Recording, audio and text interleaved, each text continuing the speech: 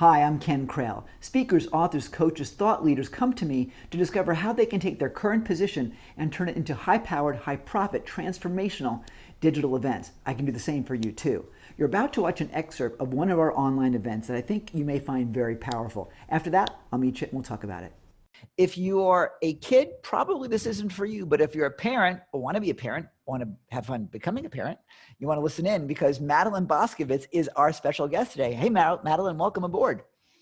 Well, thank you, Ken. I'm happy to be here today, and I'm looking forward to sharing with your audience. Well, so I know you're ready to jump in. You're like ready to jump right in, but let me ask you this. What is it that you specialize in that is so important that people need to know right now? So I'm I'm a psychologist who works mainly with teens and with their families because everyone finds the teenage years frightening, at least the parents do, and they're not sure how to cope. And it is actually quite easy to find a way to coach your teen to success without putting yourself out more. Actually, you need to put yourself out less than you usually do. Your teen needs to be doing the work. So wait a minute. So in terms of what situation how would this apply to? I guess give me an example of what you're talking about, because I see I'm a little bit unclear. Now I stopped being a teenager a couple of years ago, but I was a somewhat troubled teen. So this has me interested here. And my mother did send me to go see a psychologist or whatever, a number of them over the years, now that I think about it. So since I'm probably one of those screwed up people that's out, I'm probably one of your case studies in disguise.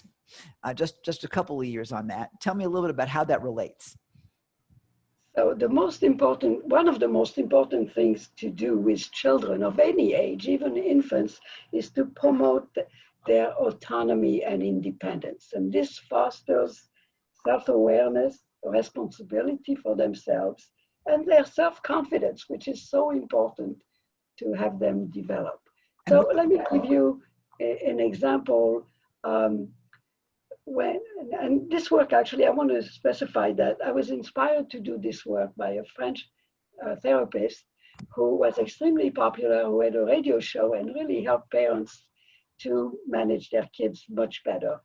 She was in France, and in France, there is a saying, there was a period before her and then after her when child raising changed completely. So I have two examples. One is my own children when one of them was small, was running around and looking away from where she was going, and she hit her head on the table. And of course she was bruised and she was crying, and I took care of the bruise, and I, cheered her up and consoled her. And when she calmed down, I said to her, and she was 3 years old, I said, I can, of course, put a Band-Aid on your boo-boo and I can hold you till you feel better, but I cannot keep you from bumping into that table. That's your job. You can look where you're going and make your choice. And, that was really very, very helpful. And of course, it's never too late to start something like that. I'm going to use a typical example that I had in therapy and even outside of therapy with just acquaintances. Mother is complaining, I have to go 10 times to wake up my kid in the morning and drag him out of bed. He's 17 years old and I'm still doing it. And I just can't believe it. And I said, whoa, why are you doing his job? It's not your job, it's his job to get out of bed and get to school on time. And when we enable our children this way, it's not only exhausting for us, and we've all been guilty, including myself, but it's toxic for them. They don't get to develop their autonomy and their self-confidence. So I said, look, today's Wednesday, you tell him, I'm going to buy you an alarm clock, or you use your phone, whatever.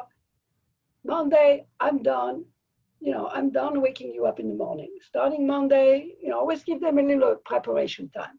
Starting Monday, you're on your own, you get yourself up. And she looked at me, she said, no, he's going to sleep all day. I said, let's wait and see, give it a try. It can't get any worse. of course, he got up on time and, didn't have any breakfast, but that was always the way it was. And he got himself to school, and she couldn't believe it. And not only was it empowering for him, but it also made their life much easier. He's much more pleasant and he's more confident. And it fostered many other little moves towards fostering your child's. Madeleine, we're running out of time, but I want to address this really quickly, because I am so happy that you are in this world. Because what I've been teaching for so many years is for parents to make their kids accountable and responsible. And we don't have that enough in our world right now, especially parents that have struggled and that are wealthy now, where they clawed their way up and everything, where they had to learn the hard way. They want to make their life easier for their kids. And I have one word for that: bullshit. The kids need to learn how to be responsible on their own, so that they can actually make a difference in the world. That's why we have all these like delinquent millionaire kids, because they think it's all being handed to them and they've never had to make it on their own. So exactly, and they don't grow that ability or that confidence to be able to do that. When you enable your child, you tell him you can't do it on your own. Yeah, and I know you want to. Let me talk about. So the kids are doing the work, or supposed to do. So I have written 2 books. One of them is actually about to come out. The other one was already published years ago. I've written 2 books directly to adolescents in a simpler language, making the concept simple. And one of them, the first one is called I Want to Be Me, but I Don't Know Who I Am. That was actually said by a patient. And it's a guidebook for teens and young adults. The other one is a workbook for that same book. Awesome. How do we find out more about them, and how to get a hold of them? Well, let me add that I actually have a freebie. I have an 80-page introduction to both of these books with all the instruments and prefatory material, plus a chapter from each of the books.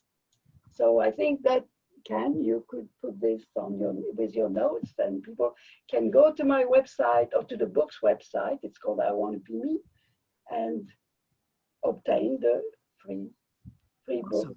All right, Madeleine, we're running out of time, unfortunately. I will put everything in the show notes. Ladies and gentlemen, go to reallyusefulshow.com.